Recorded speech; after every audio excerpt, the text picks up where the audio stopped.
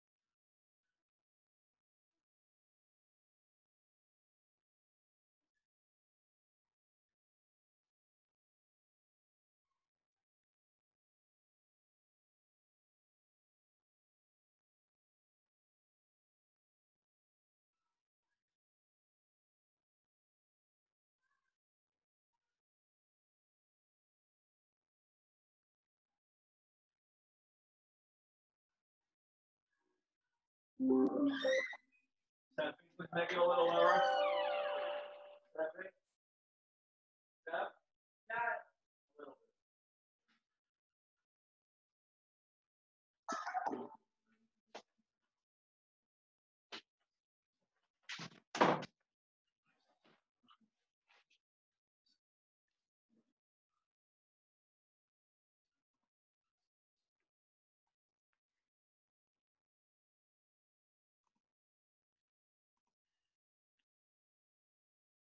Okay, hello everyone. We're going to wait a few minutes just in case anyone else wants to join. We know 1 minute. But here's the thing. When you pull out the bottom one, 1 minute holdover.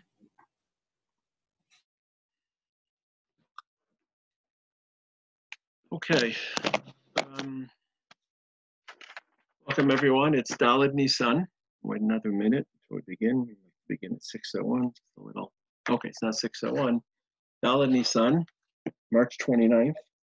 Nice to see so many of you back after Shabbos. Hope you had a peaceful, restful Shabbos. For those who are joining us, haven't had joined us for a while, we try to focus every day on a different aspect of the coronavirus crisis for religious people. We're obviously experiencing this crisis as human beings, protecting ourselves, maintaining public health, worrying about those in our immediate surroundings as well as the entire world.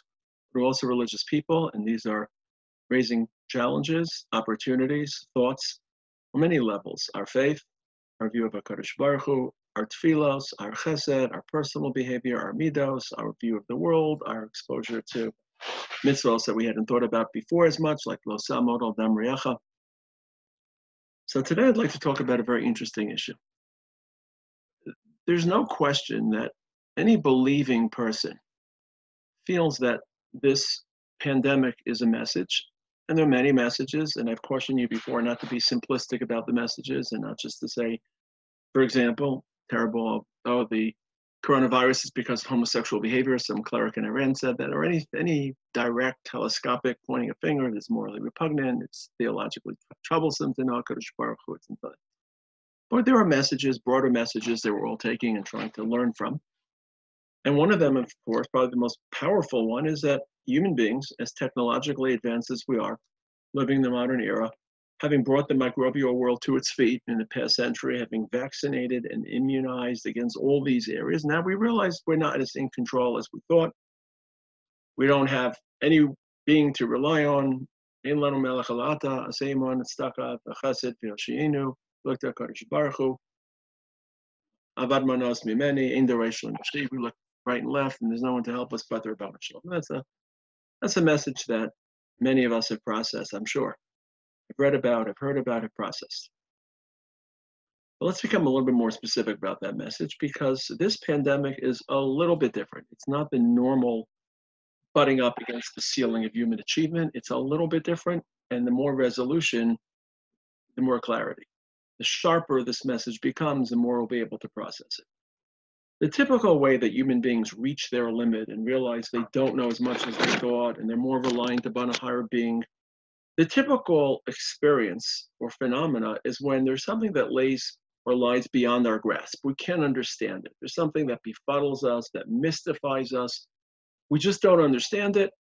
And then we realize it's something beyond, it's HaKadosh Baruch Hu. Probably the phrases in Tanakh that voice this best, for example, the phrase in Yeshaya, Nun Vav, which we recite during a Tanit Tzibur. Ki lo machshiv osai machshiv osechem, v'lo darchechem derachaynu Hashem. My thoughts are not like your thoughts are not like my thoughts. We're not even on the same playing field. There's no relationship between HaKadosh Baruch Hu's intellect and our intellect. And of course, HaKadosh Baruch Hu is a higher being, can understand issues we can't understand. Or as Yirmiyah says in Parak Lamed Beis, Gadol Haitza V'Rav Haliliyah. In that case, Yirmiyah is not facing ideas he can't understand, but historical trajectories, because he's in Yerushalayim. Yerushalayim is becoming conquered by the Babylonians. Hashem in Parak Lamed Beis wants Yirmiyah to purchase land as a sign of redemption. Yirmiyah says, this is ridiculous, and I'm a Navi, and I get the concept of divine intervention, but I don't understand the historical trajectory. How could I buy land in a city that's about to be ransacked or rampaged? Hashem says, you don't realize I work in different ways, 1,000 years for me. These are moments when we encounter HaKadosh Baruch Hu, and it's clear that we can't even process his ideas. We can't even process history. We can't even process another expression, Eov. Eov is not looking at strange historical trajectories. Eov is looking at the problem of evil in this world. Why is such evil in this world? Why do righteous people suffer? He's righteous. Why does he suffer? And at a certain point, the only answer is Hashem comes to him in Parak Lamed Zayin, Parak Lamed Ches, from the storm. Vayan Hashem es Eov me'asara vayomar. Were you there when I founded the earth?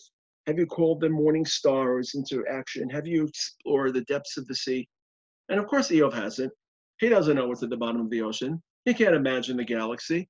So of course he's humble because he's butting up or he's encountering a level of HaKadosh Baruch Hu's wisdom that he can't fathom, that he can't wrap his head around. So of course he submits. That's the typical moment of submission, of human capability to HaKadosh Baruch Hu's superior knowledge, ability, intellect. Probably the parak in Tehillim that captures it best is Parak Tzadik Beis, a parak which Adam Harishon recited first. So he's looking at the creation, and everything confuses him. Adam isn't a scientist. I mean, whatever he knows supernaturally, but doesn't have the scientific knowledge we possess. And he exclaims, and we say this every Friday night, Ma Gadlu Masecha Hashem. How great, how beyond, Ma'od Amku. It's so deep, I'll never understand it. I'll never fully grasp it. And then he actually starts to explore the question of theodicy, bifrach, risha'im kamo esev, when the wicked people thrive like grass and the tzaddikim suffer. So he's also in an Eov moment. He's not suffering the same way Eov is, but these are the typical human moments in which we hit our ceiling, we can't transcend our limitations, and we submit to the superior knowledge of the Rabbanu Shalom. We say this every day in Ashrei. Gadol Hashem u'mu'lel miyod, v'ligdulaso ein cheker. There is no probing, there is no science, there's no understanding. You're beyond. We can't get you. We realize that. Going back to Yeshaya, we spoke about Yeshaya, Yirmiyah, Adam Arishon, David HaMelech, Magadlu, Ma'asecha Hashem, v'ligdulaso ein cheker. And that's how human beings submitted to HaKadosh Baruch Hu through previous stages of history, and quite frankly, in previous pandemics. I imagine that the people in the 14th century facing the Black Plague, the religiously minded people, Jew and non-Jew, said, well, we just don't get it. Where is this coming from? We don't understand the bacterial world. We don't understand the microbial. We don't understand the world of infection and contagion. It's magic. It's just happening from nowhere. Magadlu Masech Hashem. Ligdu laso ein cheker. Or 100 years ago, 200 years ago, during the cholera outbreak in the early 19th century. Same issue. They barely had knowledge, medical knowledge at some, until they discovered that it was a foul water that caused it. Magadlo Masech Hashem. We're just being infected. We throw our hands up and we rely on you, HaKadosh Baruch. But this pandemic is very, very different. If I talked about before, V'legdula so ein cheker, we have cheker. We know exactly what causes this virus. We know exactly the DNA makeup of this virus. There's nothing surprising here. We know exactly what's happening. And quite frankly, if there were one COVID patient, we could deal with it. We could attend and heal. So this is in our wheelhouse, as we say. This isn't beyond human knowledge. We're now thousands of years past when man was very rudimentary and archaic in his medical knowledge. Remember, the two great doctors, one is a Greek doctor, one is a Roman doctor, Hippocrates in the 5th century, and Galen in the 5th century BC, Galen. Between Galen in the 2nd or 3rd century Roman, and let's say, I would say, I don't know, the 16th century, very, very, very limited medical developments. It's really the dark ages and the dark ages for medicine. So when the Black Plague hits, you're right in the middle, 14th century, in the middle of basically stagnant world of medical treatment. But we're not living in the 14th century. We're living in the 21st century. This is after, and by and large, the medical renaissance begins in the 16th century. Vesalius documents the human body. Right after this printing presses, we can share it with people. So all of a sudden information is being spread. Of course, William Harvey understands how the blood flows. Others, of course, I have to tell you, the last more or less roughly 400 years since the middle of the 17th century, 16th century, the face of medicine has changed. So we know exactly what's causing this virus. We can describe it. We can describe it in nice little pictures, those little protrusions coming out of the virus. So our appreciation of HaKadosh Baruch Hu as beyond is very, very different. And to capture this different, let me read a Rambam to you, because the Rambam also describes encountering HaKadosh Baruch Hu's otherness. The Rambam, this is meant to lead to Abbas Hashem and Yiras Hashem, without describing the differences right now. In Hilchos Yisodei HaTorah, the Rambam writes, how do you fall in love with Hashem? You inspect His world. Hilchos Yisodei HaTorah, Perek Beis Halacha Beis. Yerah mehem chachmasa she'ein la'erech. You see wisdom that has no comparison. So that's the other approach. You can't wrap your head around it. There's no rhyme or reason. There's no baseline. And then he writes, Velokates. There's a level of understanding and appreciating HaKadosh Baruch Hu, not because there are ideas about how the things function beyond our means, beyond our scope, but just the sheer volume and the sheer sweep and the sheer scope. Not erech. Erech means comparison. Rather, kates. Kates means limit, volume, quantity, how massive it is. Remember I spoke before about Perek Lamed Beis in Tehillim, or Tzadik Beis, excuse me, Ma Gadlu Masech Hashem. Let me just get my Tehillim. Okay, some of you are probably mouthing to yourselves the other pasuk, and the other pasuk is not in Tehillim Tzadik Beis, but it's in Tehillim Kuf Dalet. I couldn't stop thinking about this parak today, because in this parak, David HaMelech just assesses the entire sweep of nature and the interlocking parts and the balance and the coordination and the symmetry.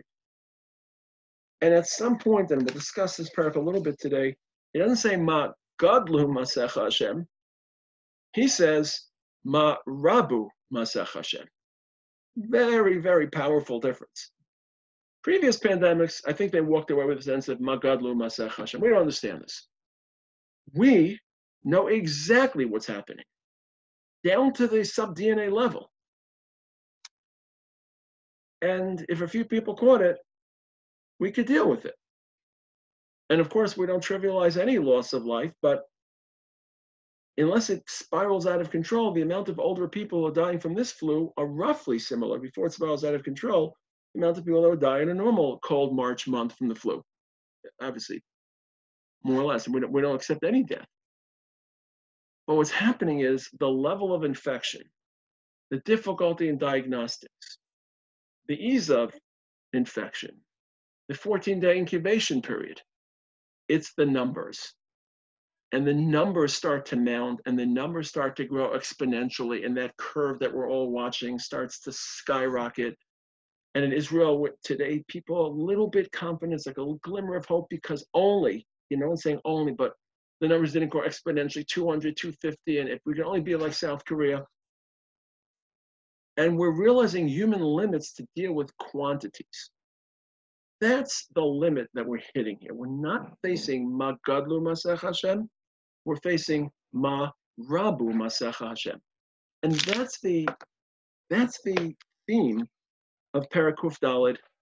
The theme of Parakuf Dalet is how much Hashem creates, the volume, and as I said before, the coordination. So for example, beginning of the parak, a lot of balance, boundaries, coordination.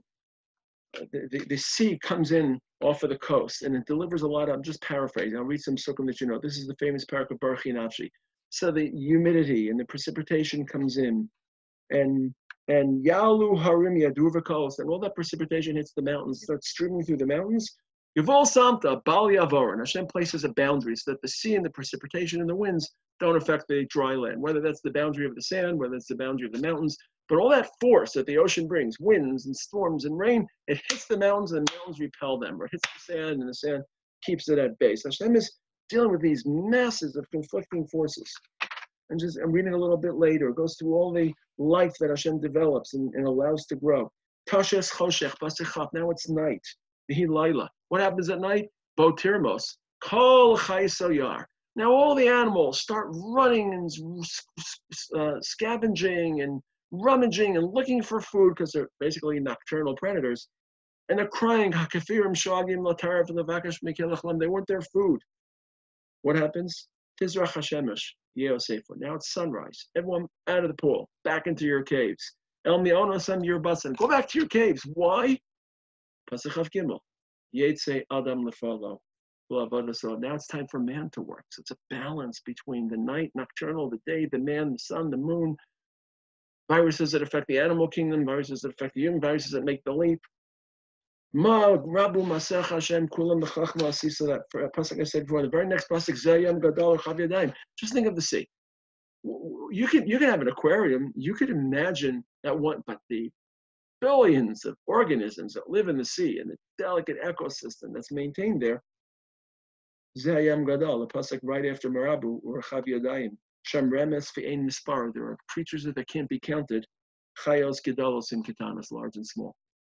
So it's a very different feel. And this pandemic is very different, and it's coming at the tail end of a process in which we thought we could deal with large numbers, because the history of urbanization is about 100, 150 years, 1850, late 19th century, obviously early 20th century migration, mass migration. All of a sudden, people want to live in larger numbers. And for people to live in larger numbers, man has to develop mechanisms for population control, for dealing. Live in a village. You'll live in a village, and you'll milk your own cow, grow your own chicken, grow your own wheat, and share with your neighbor. And now you've got millions of people living in urban sprawls.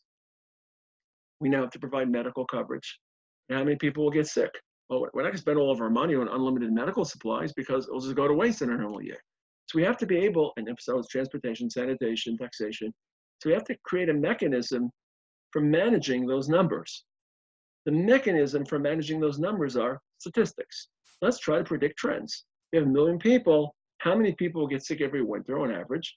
And we'll provide X plus 10% just to cover it. So we thought we had that all controlled, that we were able to develop numbers, crunch numbers, build cities, and that's what we're realizing, that we really can't, because the numbers are going to beat us. It's really all about numbers. It's not about what I said. One patient we could deal with. We put them on a respirator or the expected amount. The expected amount of respirators based on the expected amount. Of course, some won't make it, but that's true of any disease. What we're fighting the numbers. We're fighting the inability to protect. We're fighting the mass contagion of larger cities. That basically we're creating the Petri dish. Larger cities such as originally Italy, Spain, New York City, unfortunately now. So it's a very, very different feel. And one other feel, I said this morning, but for the last 2-3 weeks when I said the Avinu Makenu, Kale Dever, V'chera, V'rav, U'shvi, U'mashchis, Mibnei V'risecha. So I had a lot of kavanah with Dever, because that's what we're facing. We're facing a contagion. We're facing an infestation. I didn't have that much kavanah when I thought about cherev, military. Right now, things are pretty quiet on the military front in Israel, across the world, rav, hunger. But what we may face, and this is really the scary part, is we may face the secondary impacts. We may overcome the medical crisis. We could be talking in a few months, retrospectively, oh, remember when our economies were still robust, we still had all the food we need, and we just had to plan our shopping or exit our homes under certain conditions, but we could just deliver from Amazon or just deliver from Superstore online, and it was all. But now we really have food rations, and now we have to be careful about what we eat. Or remember, I mean, there's already signs of social unrest and people, crime and looting, and it's unfortunately, it's bound to happen because at a certain point, people are going to be frustrated with being housed, and they're going to be frustrated being housed in their minds, not for their own sake, but for the sake of older generations or other people. At some point, kettle is going to burst, and you're going to have cherev or shvi. You may have countries battling each other for resources. So it's the unraveling and the domino effect that we're facing also, that even if we can handle one crisis or Marshall, how do we coordinate everything? How do we keep an economy intact and social harmony and military security and economic? How do we keep that all in tow? That's the feel of this pandemic. It's a very, very different feel. It's not like the past where we were just groping in the dark and we had no clue. And that's why you have to change your frequency a little bit, because if you process, oh, we don't know anything, and HaKadosh Baruch Hu, we're reminded of how much more HaKadosh Baruch Hu knows than we do. That's not really true. You turn on the news, and there are medical professionals describing the type of contagion, describing the healing, we're fixing people to respirators. So there's this disconnect, and they're to you. You're talking the talk, but then when it comes time to actually living and processing, it's not real. It's not authentic. The authentic part is we're at the point where Hashem has touched us. Hashem has given us technology. Hashem has enabled us, but we're hitting numbers and volume and size and coordination and symmetry, and that's that we're discovering the human limit, and we're discovering that we can appreciate HaKadosh Baruch Hu's ability, not just in the qualities, we say, but in quantity. As Rambam says, not just ein la'erech, that we can't grasp it, but ein la'kates. It's the sweep and the mass of HaKadosh Baruch Hu's bria. So Mirz Hashem will continue to meet this week. I don't like to plug other shiurim, but just to let people know, Mirz Hashem, I'm going to be starting a 10-part series on the Makos. I try to get people to see the Makos from a fresh perspective. So this year, the fresh perspective is Makos and Corona. We'll go through each Makkah, each night a different Makkah. Not more 15, 20 minutes. Again, I don't like these shiurim to be long. We'll just highlight what aspects of the coronavirus experience were latent in each Makkah. Because the Makkos weren't just punishments, they were educational moments, and they were lessening or educating the Egyptians in the world. And now we're part of that educational classroom because we have obviously lessons to learn as well. It's not the Jewish people being selected, although there's certain Makkos which the Jews were selected out. We'll try to get a handle. So it's probably going to be 10 o'clock tonight. I've got a whole series of Zoom shiurim that I was already obligated to. So we're going to start this year at 10:30 Israel time. Again, 15, 20 minutes. Everyone's welcome to come take a look back again. All these shiurim, the videos and the audios, are placed respectively. The videos on the Yeshiva Har Etzion YouTube site and the audios on YU Torah. So everyone should have a good, healthy day. It's good to see everyone, and have a great, great, meaningful, and productive week. And anyone who wants to join my WhatsApp chat, I also give a 5-10 minute WhatsApp chat every day. Thank you. Okay, everyone. Good to see everyone. Good to hear Thank from you, everyone. Thank you, Sergeant. Thank you. Good to see names, people, pictures. Thank you. Great. Hi, Eliezer. How's Boston? What's new in Boston?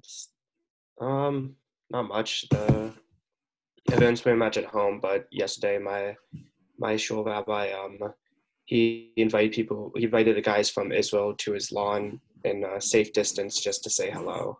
That's nice. Who's the rabbi? Rabbi Chesas. Oh. Send him my regards and speak with you, Josh. Good to see you, Josh. Thank you. Okay. Bye. Okay. Bye-bye, everyone.